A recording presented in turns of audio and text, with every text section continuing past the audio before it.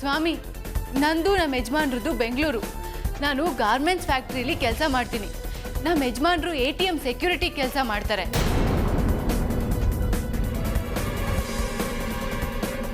ಸಂಸಾರ ಅಂದಮೇಲೆ 1000 ಕಷ್ಟ ಇರುತ್ತೆ. ಈ ಶಂಕರಣ್ಣನ ಮನೆಯವರು ಅವ್ರ ಮಂಡಿಕಾದ್ರೆ 12,000 ಸಂಬಳ ಅಂತ ಪೇಪರ್ನಲ್ಲಿ ಹಾಕ್ಸಿದ್ರು.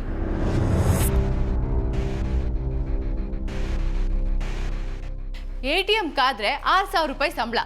ಇಲ್ಲಾದ್ರೆ ಎಲ್ಲ ಖರ್ಚು ಅವರೇ ನೋಡಿಕೊಂಡು 12,000 ರೂಪಾಯಿ ಸಂಬಳ ಕೊಡ್ತಾರೆ ಅಂತ ಇಲ್ಲಿ ಬಂದು ಕೆಲ್ಸಕ್ಕೆ ಸೇರ್ಕೊಂಡಿದ್ರು. ಸೊ ಇಲ್ಲಿ ಮಂಡಿ ಕಾಯೋ ಕೆಲ್ಸಕ್ಕೆ ಬಂದು ರಾಜೇಂದ್ರ ಮಂಡೆ ಹೊಡೆದಾಗ್ತಾ ಅಂತ ಆಯ್ತು.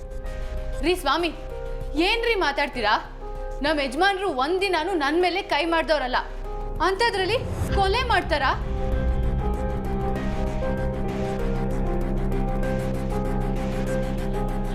ಹೆಂಗಸ್ರ ಮೇಲೆ ಗಂಡ ಕೈ ಮಾಡೋಕ್ಕಾಗುತ್ತೆ ನಮ್ಮ 640 ಹೇಳ ಇವ್ರಿಗೆ. ಮೇಡಮ್ಮ, ನೀನು ಇಲ್ಲದೆ ಇರೋ ಲಾಜಿಕ್ ನನ್ನ ಹತ್ರ ಹೇಳಕ್ಕೆ ಬರ್ಬೇಡ. ಏನೇ ಇದ್ರು ಕೋರ್ಟಲ್ಲಿ ಹೇಳಬೇಕು.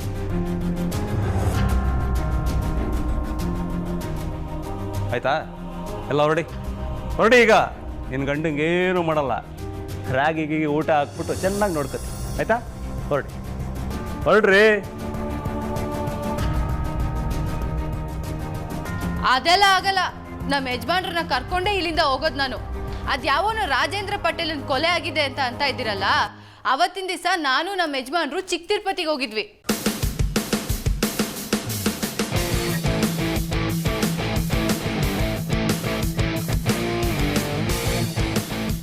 ನಮ್ಮ ಸಾಲ ಎಲ್ಲ ತೀರ್ಸಿದ್ರೆ ನೀನು ಹರಕೆ ತೀರಿಸ್ತೀವಿ ಅಂತ ಹೇಳ್ಕೊಂಡಿದ್ವಿ.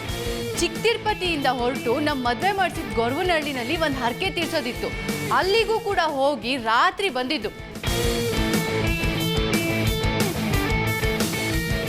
ಅಷ್ಟಕ್ಕೂ ನಿಮ್ಗೆ ಸಾಕ್ಷಿ ಬೇಕು ಅಂತಂದ್ರೆ ಎಲ್ಲ ತಂದಿದ್ದೀನಿ.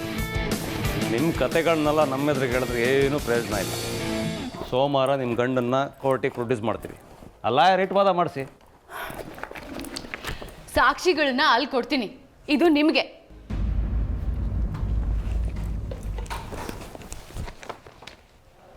ಏನಿದು? ಬೇಲು, ಜಾಮೀನು.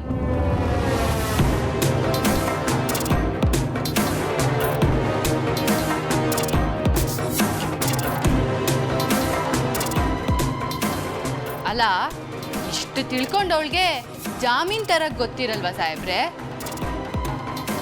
ಏನೋ ಒಳ್ಳೆ ಮಾತಲ್ಲಿ ಕೇಳ್ಕೊಂಡ್ರೆ ಬಿಟ್ಟು ಕಳಿಸ್ತೀರಾ ಅಂತ ಅನ್ಕೊಂಡೆ. ನೀವು ಕಾನೂನ್ಗೆ ಸಿಕ್ಕಾಪಟ್ಟೆ ಗೌರವ ಕೊಡ್ತಿರಲ್ಲ, ಅದಕ್ಕೆ ಕಾನೂನು ಪ್ರಕಾರನೇ ಕರ್ಕೊಂಡು ಹೋಗ್ತಾ ಇದ್ದೀನಿ.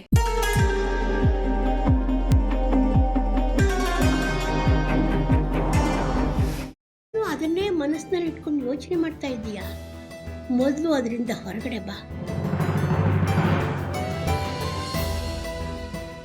ನಾನೇನು ಯೋಚನೆ ಮಾಡ್ತಿಲ್ಲ ಅಜ್ಜಿ. ನಿನ್ನ ಚಿಕ್ಕ ಮಗುವಿಂದ ನೋಡ್ತಾ ಇದ್ದೀನಿ. ಯಾವುದಾದ್ರೂ ಯೋಚನೆಯಿಂದ ಹೊರಗಡೆ ಬಂದೆ ಅಂತ ನೀನು ಮಾತು ಹೇಳಿದ್ರು ನಿನ್ನ ಮನಸ್ಸೆಲ್ಲ ಅದರಲ್ಲೇ ಇರುತ್ತೆ.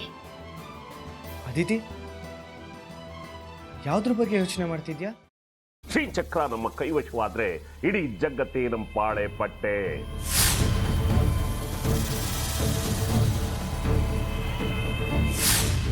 ನಾವಿದೀವಲ್ಲ, ನೀನ್ ಯಾಕೆ ಚಿಂತೆ?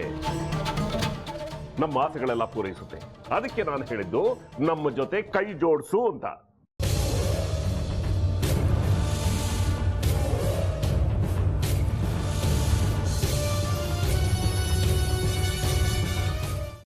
ವೆಜ್ ಖಾರ ಬಾತ್ ಮಾಡುವ ವಿಧಾನ: ಒಂದು ಬಾಣಲಿಗೆ ತುಪ್ಪ, ಸಾಸಿವೆ, ಕಡಲೆಬೇಳೆ, ಉದ್ದಿನಬೇಳೆ, ಗೋಡಂಬಿ ಹಾಕಿ ಹುರಿದು ಕರಿಬೇವು, ಬಾಡಿಗೆ ಮೆಣಸಿನಕಾಯಿ, ಕ್ಯಾರೆಟ್, ಬಟಾಣಿ, ಟೊಮ್ಯಾಟೊ, ಕಲ್ಲುಪ್ಪು, ಬೆಲ್ಲ, ಬಿಸಿಬೇಳೆ ಬಾತ್ ಪುಡಿ, ಅರಿಶಿನ, ರವೆಯ 3 ಅಳತೆಯಷ್ಟು ನೀರು ಹಾಕಿ ಚೆನ್ನಾಗಿ ಕುದಿ ಬಂದ ಮೇಲೆ ಹುರಿದ ಬನ್ಸಿ ರವೆ ಹಾಕಿ ಕಲಸಿ.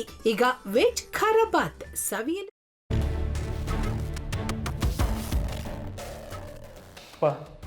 ಇಷ್ಟೋ ತನಕ ಡೆಲಿವರಿ ಆಗಿಲ್ಲ ಅಂದರೆ ಅಕ್ಕಂಗೆ ಏನಾದರೂ ಪ್ರಾಬ್ಲಮ್ ಇರ್ಬೋದಾ?